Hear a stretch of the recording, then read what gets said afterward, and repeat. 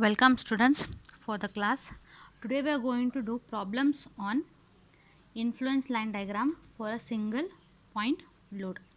So the problem states that determine the influence line diagram for reactions for the beam as shown in the figure. So a beam is given which is a simply supported beam carrying an 100 kilonewton load at a distance of 7 meters from A point, and the total span of the beam is 20 meters. So let us first calculate reaction. So reactions ILD, that is influence line diagram. So we have to substitute the 100 kilonewton by 1 kilonewton, that is a unit load. We have to substitute the load by unit load, and then we have to draw the influence line diagrams. So let us start first with reaction RA. We are going to do in terms of x, that is, here I'll denote 7 as x meters and 13 will be nothing but 20 minus x meters. So let us calculate reaction RA and reaction RB. Now if let's start with RA. So I'll be calculating reaction RA. So I'll take summation of all the moments along point B, that is RA into L, that is 20, that is RA into 20 is equals to 1 into 20 minus x. So I'll get RA is equals to what? RA is equals to 20 minus x divided by 20. Now let us substitute the values of x, that is when the load is at A point, the load is at C point, and when the load is at B point. That is when x is equals to 0, when x is equals to 7, and when x is equals to 20. So these are the values we get after substituting. So let us draw the influence line diagram for it. The influence line diagram varies linearly. So this is the value or the influence line diagram as per the values shown here. So this is the influence line diagram for your reaction RA. Okay. Now once you have the reaction RA, let us calculate the value of RA. Okay, how do we calculate? Load multiplied by ILD value of ordinate. That is, wherever the load is present, the load multiplied by the ordinate value at that point. So what is the load here placed? That is 100 kilonewton. Remember, 1 kilonewton was for our generation of this influence line diagram. Now actual load we have to place and calculate the reaction RA, that is load multiplied by the ILD value. So load multiplied by the ILD value of the ordinate is nothing but 100 multiplied by 0.67. So you will get 65 kilonewton. Next, for RB, same thing you have to do. Now we will be taking summation of all the moments about point A. That time what it will be? RB into 20 is equals to 1 into x. Okay. That time you will get RB is equals to x divided by 20. Now for different values of x, that is when x is equals to 0, when x is equals to 7, and when x is equals to 20 meters, we have to calculate the RB value. So these are the values that we obtained after substituting in the equation, and this is the influence line diagram we obtain after drawing the values for the given or the calculated values.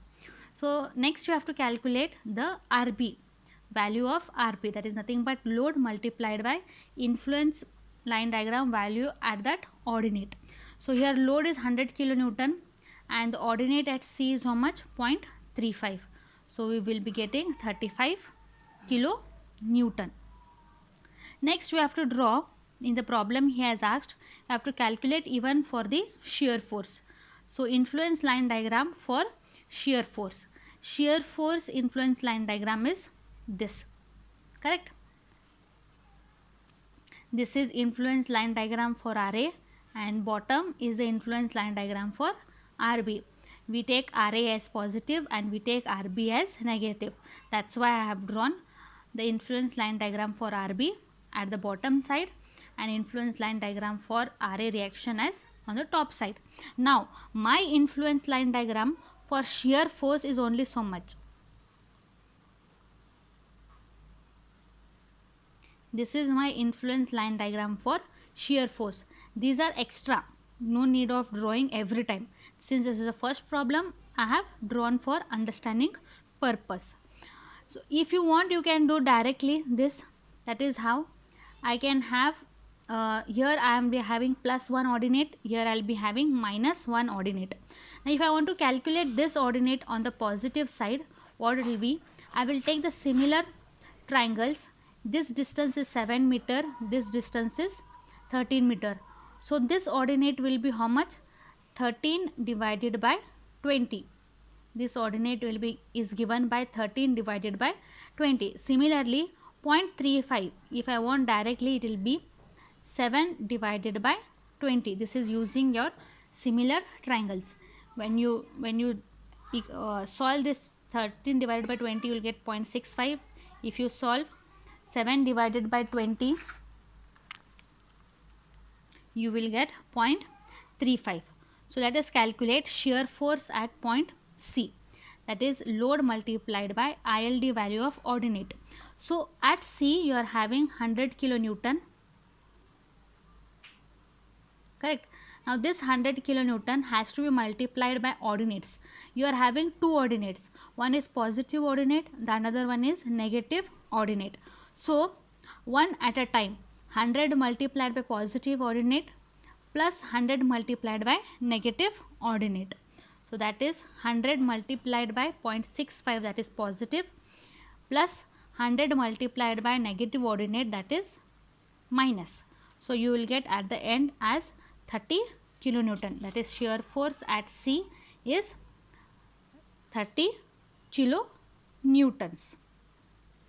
Now if I want the maximum positive shear force and maximum negative shear force, what will it be? It will be load multiplied by the positive ordinate will give me maximum positive shear force, and load multiplied by negative ordinate will give me maximum negative shear force. So I will write it down as maximum positive shear force at C is equals to 100 multiplied by 0.65. That is 0.65 is nothing but that is the ordinate of positive. And next negative, I will be getting it as, what is the negative ordinate? Minus 0.35. So I will be getting it as 35 kilonewtons. Next we will be going for influence line diagram for bending moment. So the influence line diagram for bending moment at C point.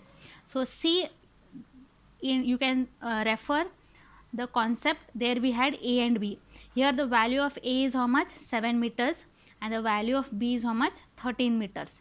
So let us calculate bending moment at C point. So the bending moment at C, which is having the maximum ordinate AB divided by L, is how much? Bending moment at C is equals to ILD ordinate value multiplied by the load. So when I substitute the values, you will be getting 100 multiplied by, here A is 7 meters and B is 13 meters. So if you substitute and get the value, you will be getting bending moment at C is how much? 455 kilonewton meter. Now next we will be calculating absolute maximum bending moment. Now you know absolute maximum bending moment occurs at the center of the beam. That is when A is equals to L by 2 and B is equals to L by 2. So here what is the value? What will be the value of A then? We know the length of the beam is 20 meters. So L by 2 will be how much? 10 meters. So A is equals to 10 meter and B will be equal to 10 meter. So the maximum absolute bending moment will be equal to what? AB divided by L. Okay. Multiplied by the load. So how much it will be? If I calculate only the ordinate value now. The ordinate value is how much? AB divided by L. Here our new AB is how much? 10. So I will be getting the ordinate value as 5. So when I will multiply this 5 with the load, I will be getting maximum absolute bending movement. Absolute maximum bending moment is load multiplied by the ordinate. Here the ordinate is how much? 5. So load multiplied by 5, you will be getting 500 kilonewton meter. Why kilonewton meter? Because load is given in kilonewtons and the distance is in meters. That's why we are getting kilonewton meter. So this is how we solve for the reactions, shear forces and bending moment and absolute maximum bending moment. Thank you.